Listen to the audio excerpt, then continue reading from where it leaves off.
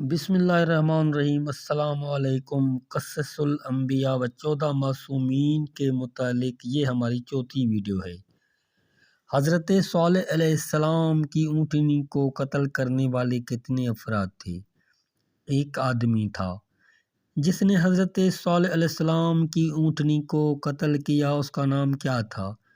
قدار بن self. اصحاب الحجر کس نبی کے دور میں تھے؟ حضرت صالح علیہ السلام کے دور میں۔ اصحاب الحجر کس شہر میں واقع تھے؟ مدینہ اور شام کے درمیان۔ حضرت صالح کی اونٹنی کو کس دن قتل کیا گیا؟ بدھ کے دن۔ ناقہ صالح کے قتل میں ملوث ایک فرد تھا اور عذاب ساروں پر آیا کیوں؟ ان پر عذاب اس لیے آیا کہ وہ ان کے کام سے راضی تھے۔ حضرت صالح علیہ السلام کو قتل کرنے میں کتنے صلاح کار تھے؟ 9 صلاح کار تھے۔ حضرت صالح علیہ السلام نے کتنے افراد کو لے کر روانہ ہوا تھا؟ 4000 کو۔ حضرت صالح علیہ السلام نے کہاں پر وفات پائی؟ حضرموت میں۔ حضرت صالح علیہ السلام کے اونٹنی کا قد کتنا بیان ہوا ہے؟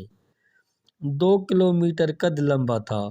حضرت صالح علیہ السلام کا نام قرآن میں کتنی بار آیا ہے؟ 11 بار۔ قرآن مجید میں کتنے صحیفوں کا ذکر موجود ہے؟ 5 کا۔ 5 صحیفہ جات کا نام ذکر کریں۔ صحیفہ ابراہیم، صحیفہ موسیٰ، توریت عیسیٰ، زبور داؤد، انجیل موسیٰ علیہ السلام۔ کچھ پیغمبروں کے نام ذکر کریں جو آپس میں باپ بیٹے ہوں۔ حضرت ابراہیم و اسحاق، حضرت یعقوب و یوسف، حضرت زکریا و یحییٰ، حضرت داؤد و سلیمان، حضرت ابراہیم و اسماعیل۔ کچھ پیغمبروں کے ہوتے ہوئے اور پیغمبر بھی تھے، ان کے نام ذکر کریں۔ حضرت ابراہیم و لوط، حضرت موسیٰ و شعیب، حضرت خضر و موسیٰ، حضرت اسماعیل و اسحاق علیہ السلام۔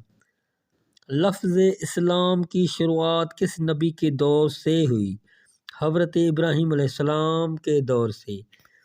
کس پیغمبر کو خلیل اللہ کے لقب سے یاد کیا جاتا ہے؟ حضرت ابراہیم علیہ السلام کو۔ حضرت ابراہیم علیہ السلام کب اور کہاں پیدا ہوئے؟ عراق کے قریب کوساریا یا کش کے ایک غار میں 25 ذی القعدہ کو۔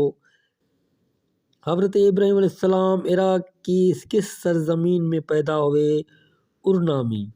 حضرت ابراہیم علیہ السلام طوفان نوح کے کتنا عرصہ بعد پیدا ہوئے؟ 1080 سال بعد۔ حضرت ابراہیم علیہ السلام کس شہر میں پیدا ہوئے؟ بابل شہر میں۔ شہر بابل کا اس دور میں رقبہ کتنا تھا؟ تقریباً 250 مربع میل۔ بابل شہر کے محلوں کے نام ذکر کریں۔ گازریہ، نینوا، کربلا وغیرہ۔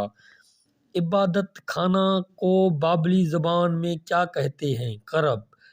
جہاں اللہ کا عبادت خانہ تھا اس کو بابلی زبان میں کیا کہتے تھے؟ کربلا۔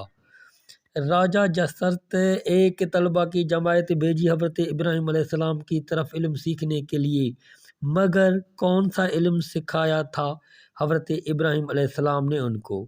علم نجوم اور ستاروں کا علم۔ کعبہ میں پہلے بت شکنی کس نے کی تھی؟ حضرت ابراہیم علیہ السلام نے۔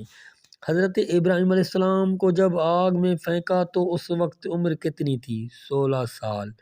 حضرت ابراہیم علیہ السلام کو آگ میں پھینکنے کا مشورہ کس ملک کے باشندے نے دیا تھا؟ ایران کے باشندے نے۔